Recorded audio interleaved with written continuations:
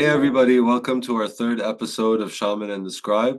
My name is Ali Kaden. I'm an author of thriller and esoteric fiction, and I'm here with my good friend Brendon. Hey everyone, I'm Brendon. I'm a Reiki master, shaman, and spiritual counselor. Thank you all for listening. So that was some session yesterday. Yeah, it was. It was good to see you in person. Good to see you. So maybe we could talk a little bit about that. Just to start off, I came to you and I was saying the same pattern is repeating with a bunch of my relationships, personally and professionally. It's very annoying. I'm hitting a wall with each of my relationships in a very similar way. And so we talked about why that happens, like and today is one of those days too, where things are just not going right across the board, almost in synchronicity. Why do you think that's happening? Yeah, I think yesterday did we talk about yes moments and no moments, where you're saying yes to life or no to life? I mean, why do you think it's happening? Well, what we talked about yesterday was that there are ways that I'm not honoring myself, that there are ways that I could be a little bit more firm in how I'm communicating that I would like to be treated by professional colleagues and people in my personal life. And all the irritations are an opportunity to look at that. Yeah, and I think we got down to some like inner child self-care as the root of some of that, or like as a way of addressing. Is it the root of that? I mean, is it that simple? All this stuff is inner child stuff that needs to be healed? No, I don't. I think there are lots of contributing factors. I'm sure, and I feel like maybe there's part of you that needs some of your own love and care. I think you might be giving in a lot of ways and not receiving as much. Maybe. And I've taken action in all of those different relationships and said, "Hey, I'd like to do this. Hey, we should meet and talk about this." And so I've sent it out, and now the actual talking about it is what comes up next. And so we'll see how that's received, and then how I respond sort of internally. Yeah, I'm glad that you're honoring yourself in those ways a little more. It seemed like yesterday was a productive session. Why did it seem productive to you? Because, well, it was like the perfect day for a session. You were feeling frustrated and sort of blocked in certain ways, and we looked at like what might be the cause and how you can influence outcomes just in how you're sort of showing up in the world and for yourself. Yeah, and it happens, this situation, these series of irritations across these relationships happen to coincide with the time when I'm trying to put myself out there more as an author. Being an author is not my day job, but being an author is my passion, and I've published, with this next one coming out, 6 books. Yeah. And I need to, because I'm self-published, I do my own marketing, or I need to do my own marketing, and so I need to be visible online to a certain extent, but more than just visible online, comfortable in that persona. And it's been hard. It's been hard saying, turning off the real estate during the day and then saying I'm an author with the same amount of force and same amount of pride, and then taking the books that I've written and saying, like, these are my awesome books, this is what I wrote, this is what I'm working on, and saying it and doing it in this sort of unashamed manner. And that's been my lesson on that side recently. Yeah, I mean, your books are great. So, I understand presenting something. Like I record my flute music sometimes, and I usually don't like to listen to it after I've recorded it because I'll pick it apart too much. And so, is that kind of what happens with you in your writing? Sort of. I mean, I think there's an element of if you're an artist, you create something and you immediately start critiquing it because it could be better, and that's that drive to improve and to seek perfection, although I don't think that really exists. But there's a lot of different facets to this. I mean, when I was a kid, we were talking about inner child stuff, and you said 9 years old. I'm getting an impression of, that's something around when you were 9. And I thought about it and I messaged my best friend from that time and I said, what were we like as 9-year-olds?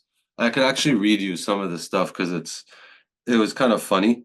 Like it Oh was yeah. almost like he was waiting for this question. So I wrote him, hey, I don't really remember all that well what we were like. Can you say some stuff to jog my memory? And he wrote Blob, Ninja Turtles, Swiss Army Knives, KB Toys, G.I. Joes, Robin Hood, Bryan Adams, horror movies, Hellraiser, Cap Guns, Swords, Terminator 2, X-Men, Voltron, Super Nintendo, Yo-Yo, Slinky, Simpsons, Nickelodeon, Pop-Tarts, Nerds Candy, Capri Sun, Oreo cookies, Trix cereal. And it's funny because all those words do bring my memory back. And one thing that I remembered is being in Mrs. Johnson's third grade class. And we used to have these free writing exercises where everybody would sit down for, I don't know, 20, 30 minutes and write their own story and then read them to the class. And I loved that. I would sit there and I would write these stories about, I was really into WWF at the time. And so there was this wrestler called the Ultimate Warrior. He had face paint and he was all crazy. And I would just write stories of him fighting people, but fun action sequences, and it's funny because all my books have action scenes, and George, my editor, tells me I write action scenes really well. So I could Yeah. look at myself being an author, a writer, and saying, this skill and this passion existed from long ago. But then I could also look at the books that I've published and say, is that good enough? And have doubt, and do people get it? And, be very attached to outcomes and perceptions, Yeah. especially in the early years, and so it's interesting finding a balance with all that stuff. Yeah, I agree with George, especially Kali on the Ropes. The action scenes in that book are like I remember I was reading it. I was actually listening to her, the book during one of the fight scenes. I was actually my forehead was sweating. It was so I was so engaged and wanted to know what was going to happen. It was a really you're definitely skilled at writing action scenes. Well, thank you. That means a lot. I write because I love to write and because I would want to read these stories, but also because of the effect produced in others. I think it's really cool that I could sit at my desk and write words, and then you can read them or listen to them somewhere else, and that can invoke emotion or feelings within you.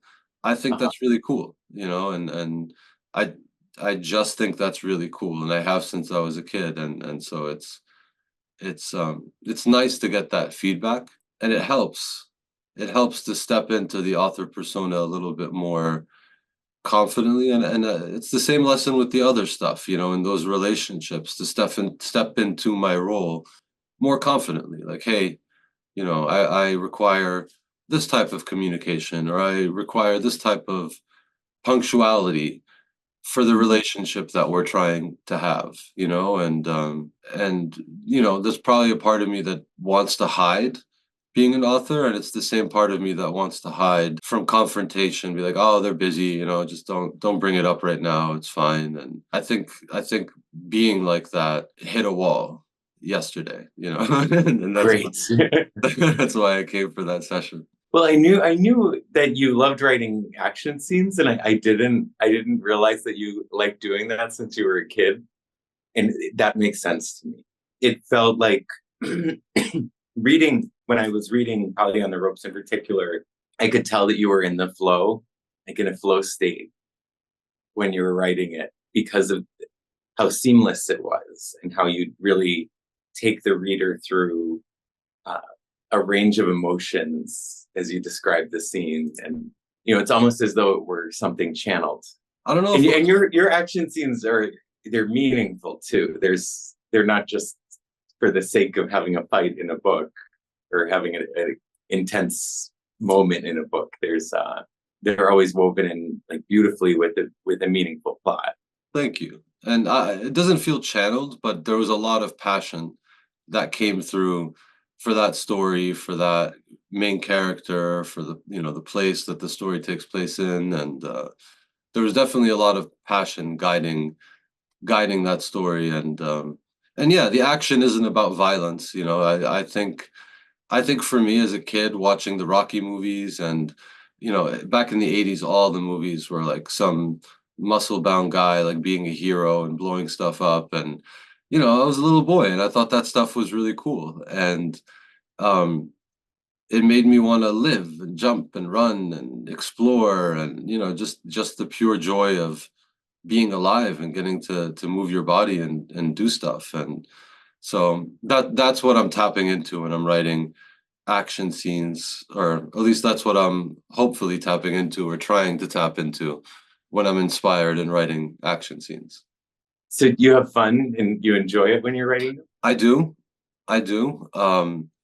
It's the marketing and sales results aspect of it that is nerve-wracking. Like I did a TikTok video this morning, just reading a simple passage from a book I like. And as soon as I'm done with it, I'm like, was that good? Like, is anybody going to watch that? Was that funny or was that not funny? And it's the same with finishing a book. And we talked about this. When I finish a book, I don't celebrate. I get a little bit of anxiety about, are the people I want to read it going to read it, and are they going to like it? And it's almost like I don't allow myself to enjoy that moment. I mean, months and months go into writing it, and then as soon as it's done, I'm like, I can't look at it, and that probably needs to change. Yeah, like what is it though? I wonder what that is. That I get that feeling of I can't look at it. Is it like self-judgment?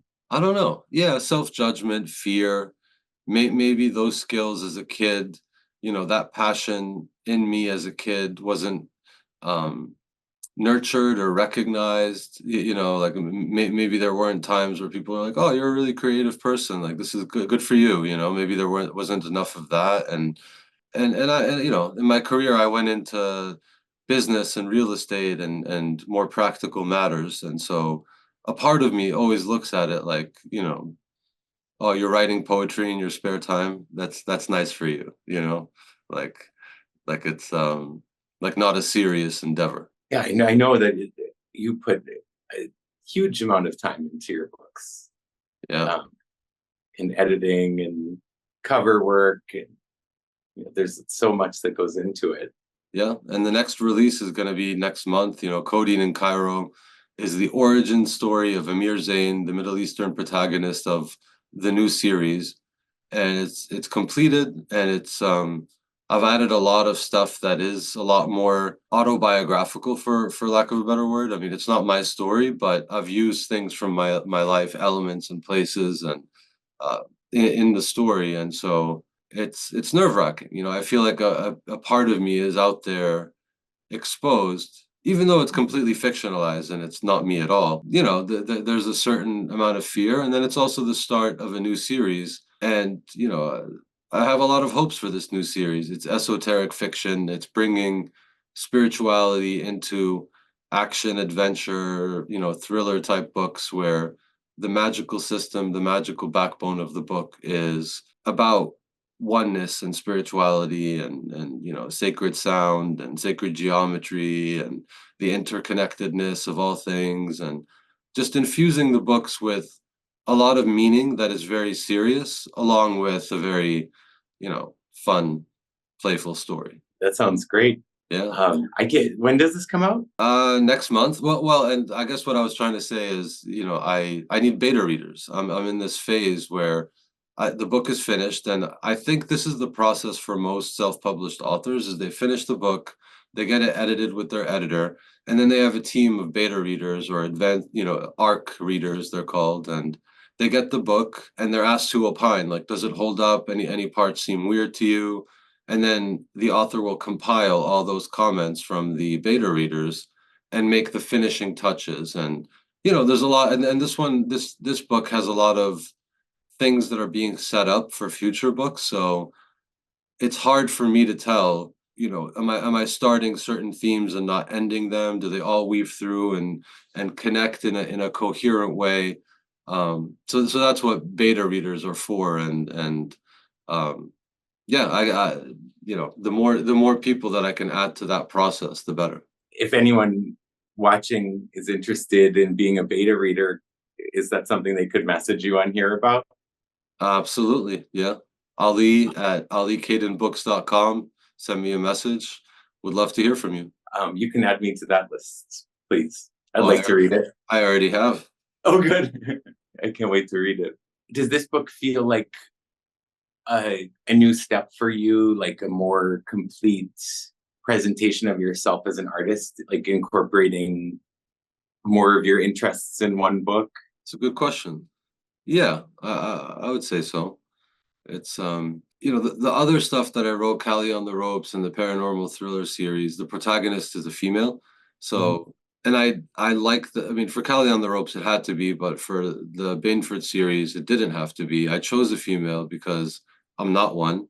And so Mhm. it would have been artistically more challenging, to write out from a foreign perspective, so to speak. This new series, there's a goal also to publish more books, to have more books than three in this series, and to publish them at an accelerated pace. And so it does help to have a character that's loosely based on me, just because I know me better than I know anybody else, and it'll I can write it faster. Nice. And how have you enjoyed the process of writing this one any more or less than your past books? I put a lot of pressure on myself, so it's funny. All my deadlines are sort of arbitrary because I'm the one setting them. I'm self-published. I don't have a traditional publisher breathing down my neck, and yet I feel the stress and anxiety of those arbitrary deadlines that I make for myself pretty acutely. Um, so it is an enjoyable process, but it's also like I'm hustling over here. So do you feel do you feel like you're more in the flow state then when you're writing? Perhaps closer to a flow state. Uh-huh. I'm a lot more mindful of the times when I'm stuck or when I don't have the motivation or something like that. I don't have to judge myself and stress out in that moment that I could say, hey, God, universe, bring me the answer, bring me the energy, bring me the whatever is needed to move forward. And I ask and then forget about it. And that chill/spiritual attitude helps a lot. I can see how it would because uh, that setting an intention and sending it off, like forgetting about it is probably the best thing you can do um, to receive what you asked for. Set it and forget it. Yeah, yep, set it and forget it. It keeps us from interfering from something better coming through and allows room for some inspiration. So I don't want to make this episode all about me and my book. So how can we turn this conversation into something that's a little bit more applicable to everybody? Like what is flow state? Why do you want to be there? How do you end up not in flow state? And what does that mean? What's the bigger picture? For me, flow state is when I'm totally immersed in something. It's when I'm doing something that I enjoy doing and I'm fully present in it. Like that activity becomes all there is. In the present moment, there's nothing else going on in my mind. So if I'm like, I've experienced flow state quite a bit actually. I'm really blessed for that. When I'm working with the client or when I'm playing my flutes, I totally just surrender myself to it. There are times when I'm doing those things when I've been out of the flow state and it's not as enjoyable. Like I'm sure it's still fine, and it seems to be a little more laborious when I'm say there's something going on. If there's like a family issue or something stressful happening in life outside of what I'm doing, and I'm not, my mind is sort of wandering from that. The activity will become less enjoyable. Time will seem to go by slower. And can you connect that to, because you're saying flow state is like being in the moment, being meditative in your life. Yeah, being very well, it's like being meditative in an activity, in something that I'm doing, and like really enjoying it. Like I feel like flow state is when you won't take a break to use the bathroom. Like you're gonna just keep doing it because you're loving it. So how does that connect? Because I hear flow state mentioned in the context of a higher self, and Uh-huh. people describe the higher self like, it's it's yourself essentially. It's your soul looking down from the bird's eye view. The ancient Egyptians used the symbol for the of the falcon, Horus, to represent that perspective. The perspective of the falcon looking down, who can see the big picture, and that's the higher self. So how would you connect being in the flow state, being in the now, with the concept of a higher self? Yeah. So there's when I'm in the flow state, my mind or my lower self isn't involved as much. It's almost like the thing is happening through me. So when I'm playing my flutes, it feels effortless. Like the music is just happening, and there's not much cognitive activity happening in my brain. And my higher self is allowing or is using my physical vehicle as a way of expressing itself. Thank you. And so to go back to the writing examples, let's say that you or me, I mean, this is kind of a relevant example from recently. I wrote a short story a while ago that's really weird. The plot is weird, the character is weird, the message is weird. It's just a weird story. And I don't know if I should publish it. And before I go into flow state, and I did send it to George, like, hey, tell me, sanity check, is this good, or is this should we like cancel this? But if I were to go into flow state with that short story and edit it or improve it or change it or just work on it, and that book is not a reflection of my highest good or the highest self, or the book is not what I should be working on, how would flow state alert me to that fact? Like, hey, you're going the wrong way, buddy. Oh, good question. So, well, what I would do if I were in your shoes is I would sit in front of the computer wherever the document is on, um, and bring myself into a state of relaxed, alert awareness. Maybe meditate for 5 minutes beforehand. If my sense is if it weren't for your highest good or for the benefit of your readership, nothing would come out. You think it wouldn't get written? Yeah. Or you would be drawn to do something else in that moment. Either that or you would find ways to adjust the story so that it made something beautiful and that was reflective of your higher self. Well, in this case, I opened it. I mean, it's a project from several months ago at least. And I read through it and I was like, okay, it's a complete story, but it's weird. Uh, Um, and I couldn't get myself to edit or change it or do anything. So I sent it to George, my editor, and asked for a sanity check. So maybe that was flow state telling me to, you know, send it to somebody else and take it off the desk for a minute. Don't focus on this right now. I did a recording of flute music at my friend's studio for a couple of days. The first day that I went, I was not in the flow state. There was traffic. I was running a little late. Yeah, I couldn't find parking. I got in there and there was quite a bit of noise around, and I wasn't feeling it. And I still played and we recorded. I asked if I could go back the next day and sort of restart. And that day, I took my time getting there. I meditated a little while I was driving. And before I played, and I was much happier with the result. Yeah, you taught me about that app Speechify, Uh-huh.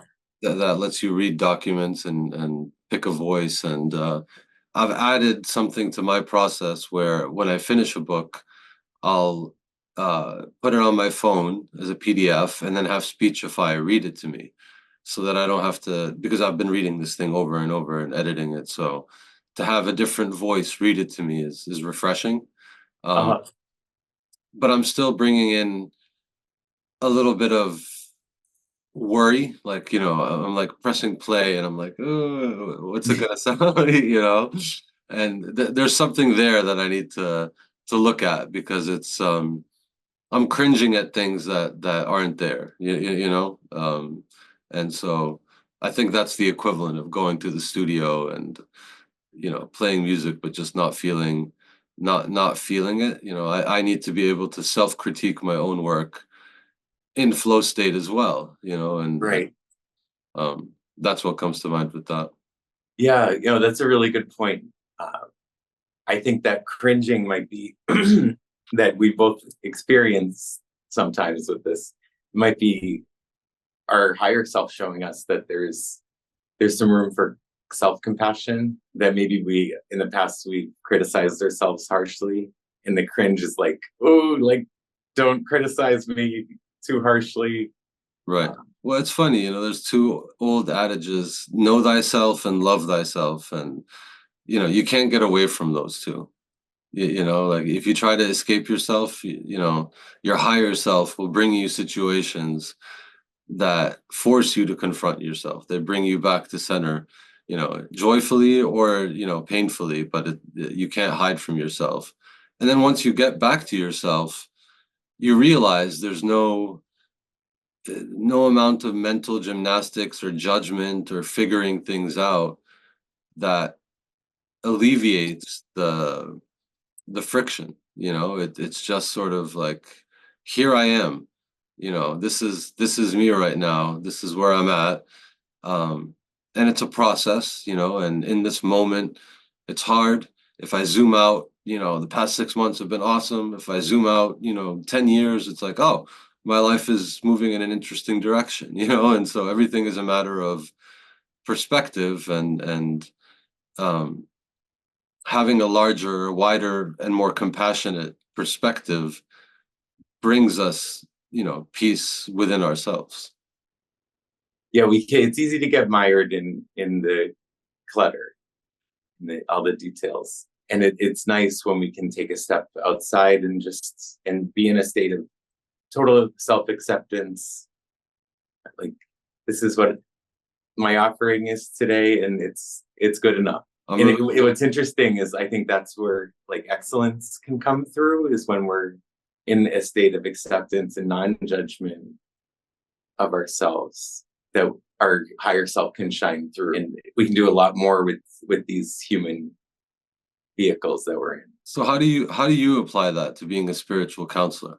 Like what challenges and lessons? Because I mean, I've gotten the privilege of having many sessions with you, hanging out with you, referring friends to you who have also had profound experiences. Like how do you maintain flow state and avoid self-criticism or all that stuff? Well, and thanks to my amazing teacher, I've one of the foundations of my work is getting out of the way. So that's really like the first step. When someone shows up, even beforehand, I'll connect to the light on their behalf before they open the door. And unconditional love is the perspective that I take in my work. Um, and I get myself there. So I allow myself to be an embodiment in that moment of unconditional love. And that vibration radiates from my heart outward. And then it's a matter of deep listening, sometimes gazing, as we've talked about in other episodes, and just allowing whatever it is that needs to happen. I work with several different modalities, and have different tools to work with to help people in their healing process. And I allow those, I allow my higher self to work through me and use the tools that I've learned how to use for the benefit of that person, knowing that I couldn't know what's for their highest good. So I allow whatever it is for their highest good to happen. And releasing attachment to outcome is one of the biggest components of ensuring that I'm doing the work in a way that is aligned with the higher self of my client. To put it in non-shaman lingo, like you can put down the mind. You can put down your personality. You can put down Brendon and Mhm. let something else shine through. And that something else has a lot of different words, right? Like God, universe, energy, love. A lot of those words get used interchangeably. Um, and to the extent that you get out of the way is the extent of how powerfully that force comes through. Yes. And it's very interesting because that's the stuff that you read in spiritual books, and it's what a lot of religions talk about, but not a lot of people have done this within themselves. Like I asked a friend, we were having a conversation, a philosophical conversation, and I asked him, how long can you just look at me without thinking anything? And he'd never even thought about it, and it was a matter of seconds. Like the human mind is such that most of us, especially in the modern world, it's a constant, monkey mind that's going on. Like thoughts are just rattling off, even when we don't want them to. So if my intention was to just look at you and not think anything, but I end up thinking a whole bunch of, unrelated mind noise thoughts, that's not me using my mind, that's my mind using me. Mm. Yeah. And so when somebody tries to put that down, like, no, I desire to be able to concentrate on something and be completely uninterrupted in my concentration, listening to my loved ones while I'm at work, being present with myself in certain moments. I think when people attempt that and find out how, quote unquote, hard it is to put it down, they would appreciate what you've done, or how, or the process that you go through to put the self down. And and from my perspective, like I could see that you're present, like you're probably the most present person I've ever known. um Thank you. but I could also very tangibly feel that energy radiating off you. um and it was the same when I met your teacher, which I'm glad I got to meet the other day. Like she walked up to us and hung out for a couple of minutes and walked away, and you know things were interesting. The energy was very noticeable. Like, there was visual distortions, I could feel it. It's just otherworldly. And Yes. I'm always amazed that this is not what everybody's talking about all the time, that this is I possible. am too. Me too. Yeah, it's my teacher. I was feeling it too the other day, uh, feeling the love that comes through her. Um, it's physical. It's physical, spiritual, emotional, and it's the intense presence that she embodies does that, and it radiates outward. And she really taught me to get out of the way, Uh, because the work isn't about. It's not about me. It's not about something I know. It's about connecting to the source that created everything. and I love how paradoxical this path is. Everything that's a truth is a paradox, like you must lose yourself to find yourself. You must become emptiness and nothing so that you can become everything. Like every road in this esoteric metaphysical world is paradoxical, Yeah, you know? the power in the work is really in surrender.